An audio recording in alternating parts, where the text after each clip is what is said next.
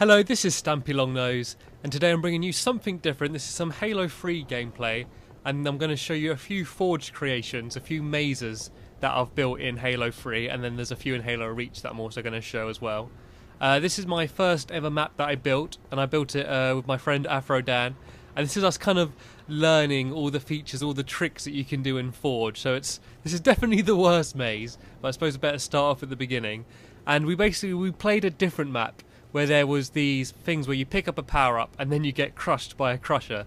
And so we basically just wanted to build that, and so at the start, if you're playing with a group of people, they're all run forward and they're all just going to get crushed by that container. So as soon as we spawn, you've got to quickly run around the side. And then of course there's going to be people trying and work their way up here and trying to get through there maybe. And you see it's all kind of messily built, a bit thrown in, but there's actually, the dumpster's in the way now, there's actually a turret gun you can grab through the wall. And basically learning about this trick, the fact that you can get on turret guns through walls, really set up a lot of the puzzles. I mean, although in future mazes it's not, the puzzle isn't find the turret gun, it's sort of using that idea of turret guns as to do more complicated puzzles. And here this is another simple one, it's just you've got to grenade jump.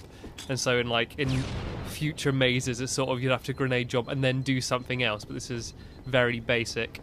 So this is kind of more difficult. It's basically what we had at the beginning being crushed, but this time it's sort of propelling you upwards and you've got to kind of jump down, and then there's another turret gun you've got to grab onto.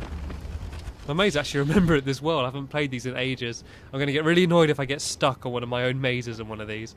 And this is another bit. This is actually something that people got stuck at quite a lot. You simply walk up here and they're like, oh, it's a dead end. They try and go out these gaps and that, but they can't fit through, and all you've got to simply do is turn around and jump back that other direction. But a lot of people don't look like behind them and up.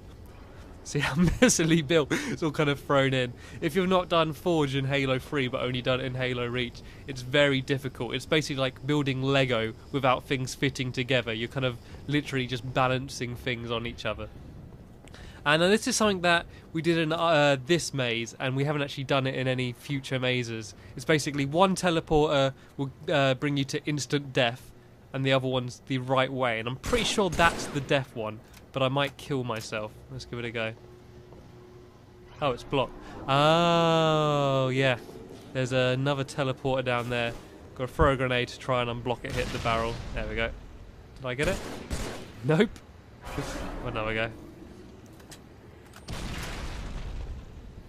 There we go. And that's another feature which is used in a lot of puzzles later on, just unblocking teleporters. So the trick isn't unblock the teleporter, it's kind of what inventive thing can you make them do to unblock the teleporter. And this is another crusher there, and everyone misses it. They just run out straight onto there, and it comes out so fast and just smashes them against the wall. Some good times with that. And just to avoid it there. I think there's a turret gun here somewhere. I know it's a mongoose. Yeah, you can also grab onto some vehicles and stuff to get through walls as well. It's quite a little cool bit, just sort of propels you up out here.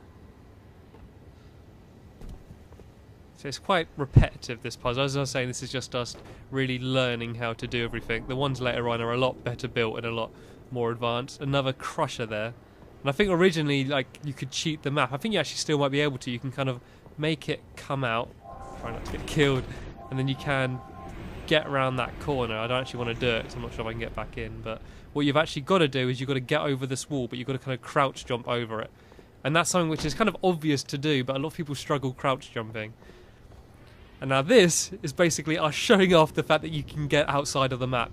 If you want to get outside the map, you can do it on most levels on Halo 3. You put a turret gun up against the wall, you have someone holding it there. You generally need two people, although you can do it by yourself. And you get someone to grab onto the turret, look up, so the camera's outside the turret, turn into a ball mode. It's got to be done in Forge, and you can get outside. But basically, if I walk anywhere over there, I instantly die. So what you've got to do is you've got to kind of float down here, and you can walk forward, but if you turn around, there's a sneaky teleporter there. That's the one that a lot of people miss. There's a lot of ways you can just die, and we kind of just we did it because we found it funny killing our friends. But in actuality, kind of everyone just got a bit annoyed about it because they get to here, then they get crushed by this vertical crusher here. Just got to crouch under that one. Yeah, This is quite another simple one. You basically just got to destroy these pallets. But once again, not everyone knew that they could be destroyed. This is pretty early on in the life of Halo 3, so none of this, I mean, it had obviously been done before. We're not pioneers in Forge maps, but it's sort of, it was all new to us. Whoa. And also we want to make sure if you do want to build some mazes, make a good game type for it as well. Like, I believe I can't die from getting shot by teammates, I believe, which is always a good thing. You want to stop people from griefing each other, and you want to make it so that people can't stop you from getting it past, like by blocking your way.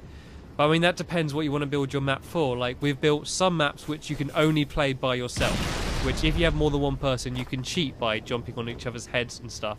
And we've also built a map which you need two people. It's a co-op map, and you spend a lot of time in different areas unblocking each other's paths, and I'm going to have to make sure I get someone to help me up so I can show you that one. I think this is a blocked teleporter again. Oh no, I think I've cheated this bit. I think originally you're supposed to bounce a grenade off that panel from the other side, but I must have accidentally done it early. And there should be, yep, something in the ceiling. So once again, it's kind of the same trick, but the mongoose is in the ceiling rather than the wall, so just slight variations. And that's the end of the map. A few awkward banging your head jumps, climb up the stairs, or badly built stairs, look down, that's Afro Dan, StampyLongNose, lol. And then it's always good to have a room at the end where people can just play around him for a bit. I mean, that wasn't our intention. We just put these guns down to write down that we built the map. But we often found that if you were in with a group of people, we'd finish the map and there'd be a load of people still wandering around inside, and we'd be there joking, shooting them, or they'd be here trying to grenade jump, and I'd be firing rockets to muck it up. And so there'd be a lot of people just playing around with just the stuff that's here, jumping on the ball, and they'd end up doing it even if everyone finished. Everyone ended up still just playing around, looking at the map from the outside to see what it looks like.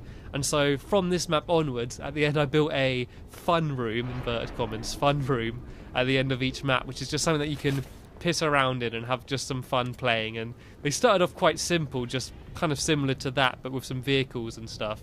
And eventually I started building like race courses in the end of one map, and I built another map where they can fly around in banshees and stuff, so they got a bit more inventive.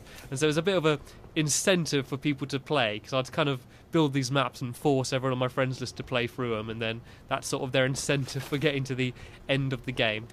Anyway, this brings me to the end of this maze. I'll have a link in the description if you want to watch my second maze that I built. Cheers for watching.